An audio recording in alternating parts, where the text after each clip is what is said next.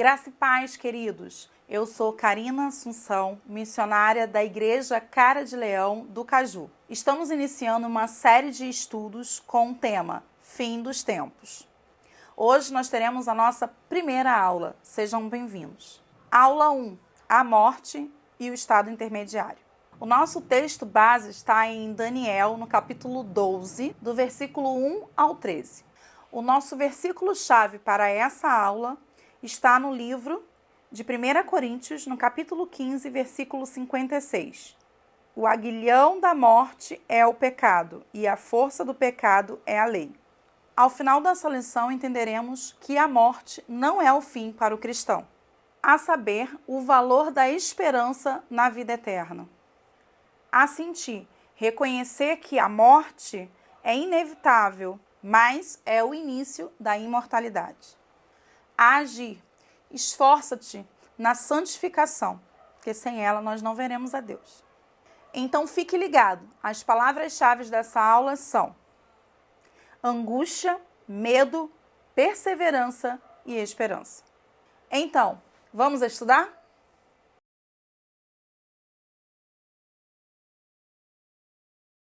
Então, a morte para o cristão.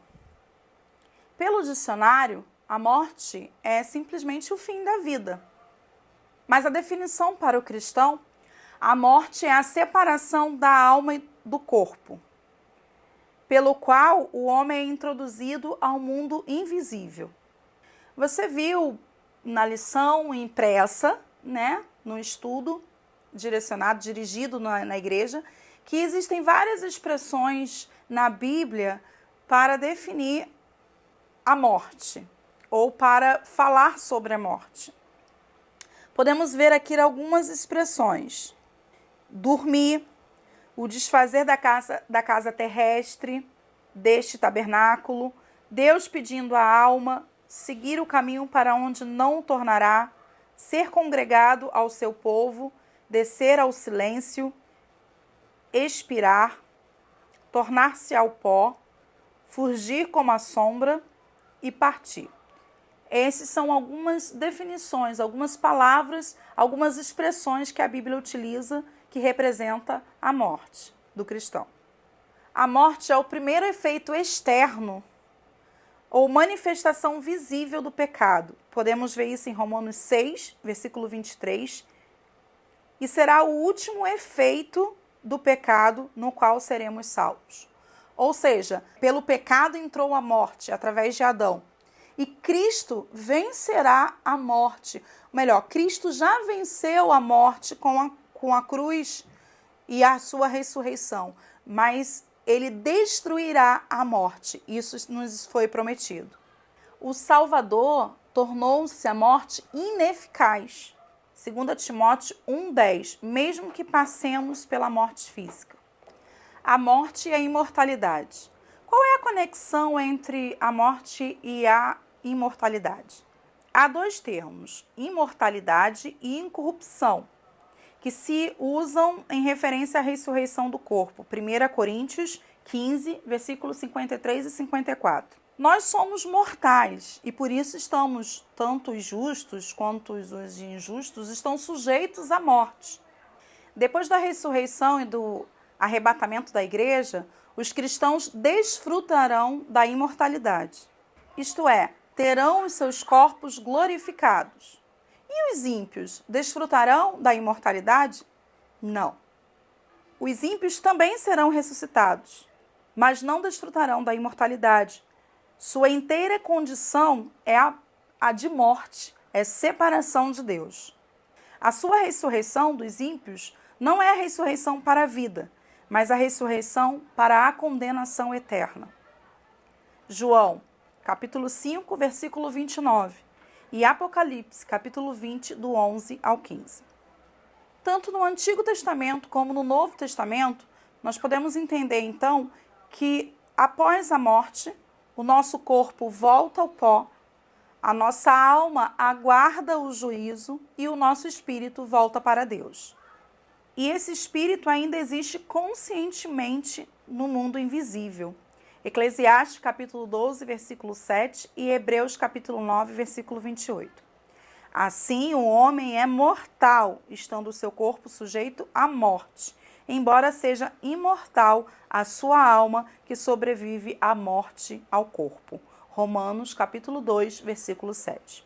O estado intermediário.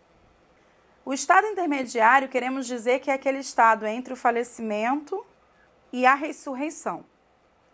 É um estado no qual nós aguardaremos, estaremos descansando no Senhor. Nas Escrituras, nesse momento intermediário, nós estaremos aguardando. O justo não receberá a sua recompensa, nem o ímpio receberá o seu castigo, só após a ressurreição. Os cristãos falecidos estarão com o Senhor, mas não receberão ainda o galardão final.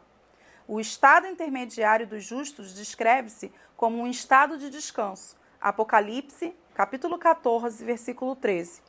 De espera e repouso, Apocalipse 6, do 10 ao 11.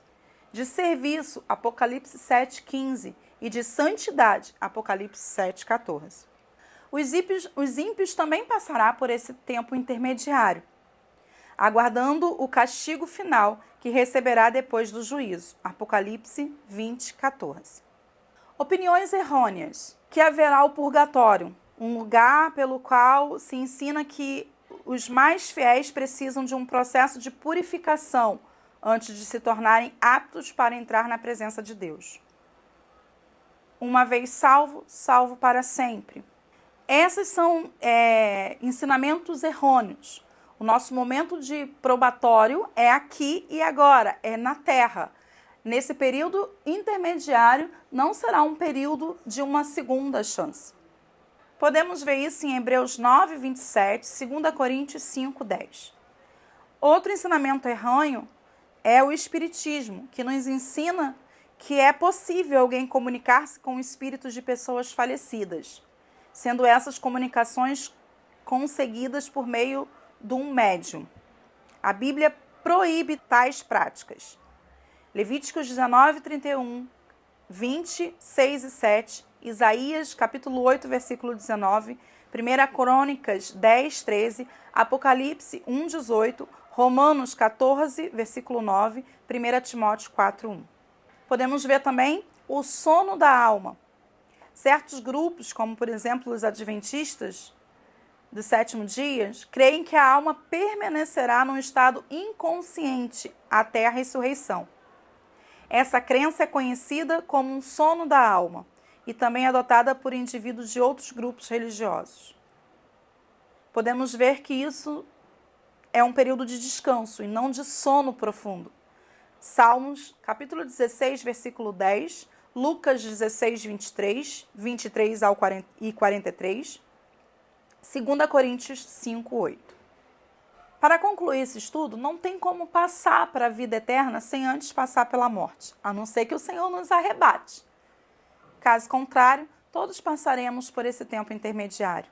Então, que possamos nos santificar e nos preparar para essa morte. Então, sejamos santos e possamos ouvir o Senhor nesse tempo, para que possamos desfrutar do descanso e na ressurreição, a eternidade e a imortalidade. Tchau e até a próxima aula.